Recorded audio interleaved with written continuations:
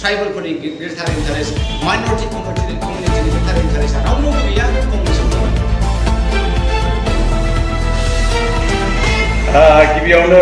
खनसेबाव गासै बिटिआर बाखि गासै असमबासिनो जानानै खुलुमनायखौ जासिदों नंगौ दाखालिबो 3 तारिखआव बे दाननि 3 तारिखआव जोंहा कालिगाव चिराङाव 300निबो बांसिन मानसिफ्रा कংগ্रेसआव हाबदों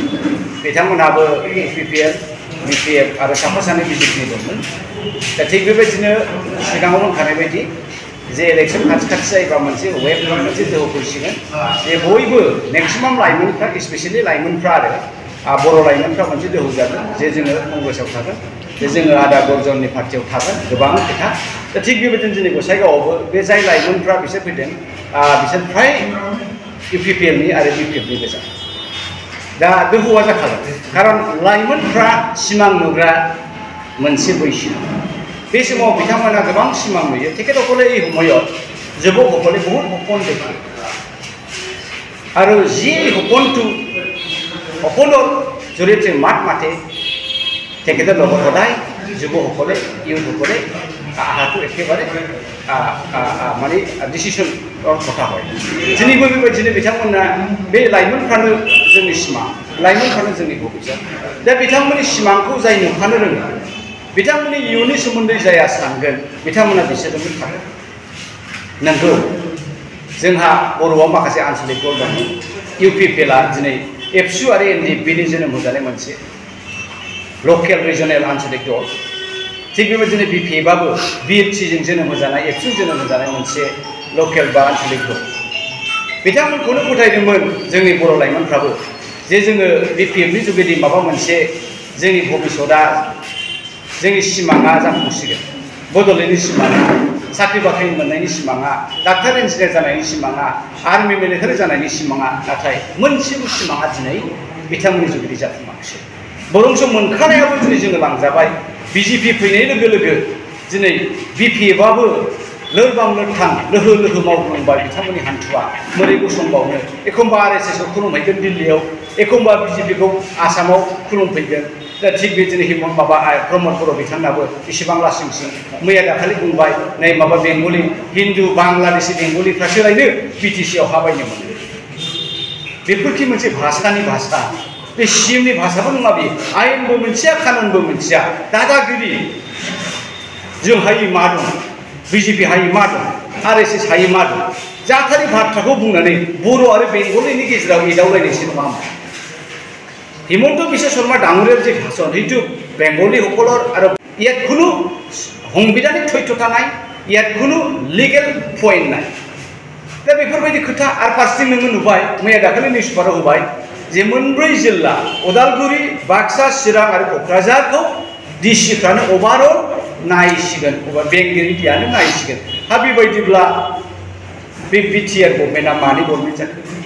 CM प्रमद बर'आ मानो लावखार जाखो गाहाय लावखार जाखो आरो बै EMफोरनि खामानिया मा जाखो बेसेबां लासिंसिं दा बे जे 6 शेड्युलनि प्रट'कलाव सोरजिजानाय BTC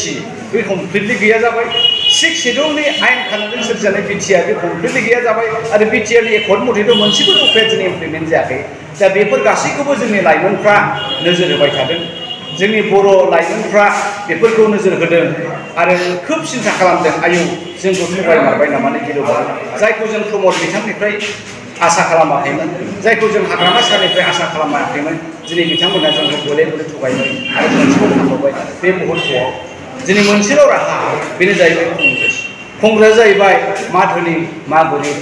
मा लेखा गोरों मा रोङै गासिबो थाखोनि मानसिफोरखौ ज' लानानै मोनसे हानजा आरो बे संबिधानावनो लिरखानाय आरो संबिधानखौ कंग्रेसआनो रनसायदों भारतखौ कंग्रेसआनो उदां खालामदों दा बिथांमोना बेखायनो कंग्रेसआव फैदों आरो गरजना गोबां बेलायाव बेबायदिनो बर'नि जानानै हारिनि जानानै जाथिनि जानानै मोनसे बोलोगोरा भाषणखौ बिथांमोननि सिमांनि खोथाफोरखौ बुंबाय थादों दा बेखायनो बिथांमोना आकर्षण जानानै दिनै कंग्रेसआव हाबदों आरो बे दिनै बिगिनिंल' बे गसाइगावबो जागोन क'क्राझारावबो जागोन चिरां बाक्सा उदालगुरि गासिबावबो जागोन बारग' आफादगिरि नङा कंग्रेसनि बिथाङा एक्चुअलि जेनेरेल सेक्रेटारि मोन बिथाङा एक्चुअलि आरो ब्लकनिबो प्रेसिडेन्टमोन थेवब्लाबो जोङो माखासे खामानिखौ नायनानै बिथांखौ जेनेरेल सेक्रेटारि हिसाबै बाहायदोंमोन बिथांनि जे भाषणफोर बुंनाय बियो एखेबारे जेबो बेस गैया माने गावसिनि गोजा होननानै बुंदों नङा बे कंग्रेसनि मानसिफ्रा माने गोसो हाबनाय आरो बयबो नुगोन सोरबा बिपिएफनि सोरबा इउपिपिनि सोरबा बिजेपिनि बाहाय बर'ल' नङा राजबंशिफोर दङ बेंगलिफोर दङ मुस्लिमफोर दङ मेक्सिमाम बर'आनो अमिय बिथांनि बाथ्राखौ आं जेबो बुंला बे सेंग्रा देरफुनाय गोबां सिमां दङ गाव लुबैनाय बायदि निस्सय जायाखै बेखायनो मा बुंगोन मा बुङा दा कंग्रेसखौ बखिगासिनो दं आरो खिन्थु जेसेबांखि बिथाङा कंग्रेसखौ बखिया माने जोंनि कंग्रेसनि भांनायानो दाबो नागारा खारन थगायनाय नालाय सिखावनि सालाया खान्दा होननाय बायदि आरो आच्छा सार फैबाय थानाय लकसभा बिसायख'थि बे बिसायख'थिनि फारसे कंग्रेस दोला बेसेबांसो साखाफारा सिम्पल लजिक दहाय जोंहा बिटिसिनि बारग' एमसिएलए ममिनुल इस्लाम बिथाङा बेखौनो बुंदों जे मोनसे रेसिय' दंमोन थांनाय बाराव अना बर'नि थौ लानानै नब कुमार सर'नि देरहालांदों मुस्लिमनि भट ओमफ्राय गोबां नान भटनि थौ लादों दिनै नब कुमार सर'निया बे गासैबो नान बर' बिथांमोनखौ थगायबाय बिन'बर'खौ थगायबाय दा बेखायनो खनसेबाव आरो मुस्लिमफ्रा बा सोरबा नान बर'फ्रा जिहेतु बिथाङा बिजेपिजों एलायन्स दंमोन दा बे भटआ गासिबो कंग्रेसना कनभार्ट जाबाय 100% जाना बिपिएफनि भटार्स आरो इउपिपिनि भटार्स नर्मेलि बर' रायजो राजाया बिजेपिखौ मोजां मोनो that is very loud and very clear नर्मेलि बिटिसि बासिया बर'फ्रा आरो ट्राइबेलफ्रा बिजेपिखौ बारा मोजां मोनखाया दा बेवहाय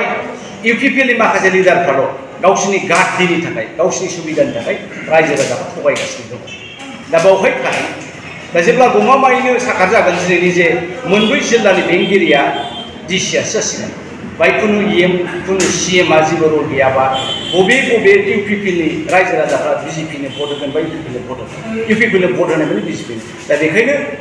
लिडारफोरनि अनगायै इउपिपिएलनि रायजो राजाफ्राबो कंग्रेसनोनो गजोंनो भट होगोन थिग बेबायदिनो बिपिएफना गेलेगोन खिन्थु जोङो नुगासिनो दङ बिथाङा दिल्लीयाव थांनानै लोगो लाखौ खुमायो एखम्बा गुवाहाटियाव थांनानै लोगो लाहै खुमायो दा बिथाङा जिबायदि माने थासारि खोब गोनो गोथो दा बेवहायबो बिपिएफनि रायजो राजाया बेखौल' नेगासिनो दङ आरो जेब्लानो हाग्रामा बिथाङा अफिसियेलि बुङो जे जोङो बिजेपिजों एलायन्स जाबाय जोङो बिजेपिनिफ्रायसो टिकेट लासिगोन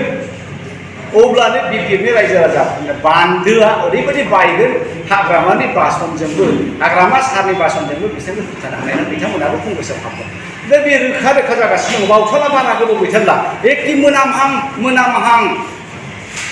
जागासिनो दङ बिपिएफनि रायजो राजाफ्रा जेब्लानो मिथिबाय जे नै मैया दाखालिसो हाग्रामा बिथाङा अमित शाहखौ दिल्लीयाव लोगो लाहैखोमादों बेखौ पाब्लिक जायाखै बावला बेबो जागोन मिथिनाय लोगो लोगो नाय नोङो बिपिएफनि बान्दोआ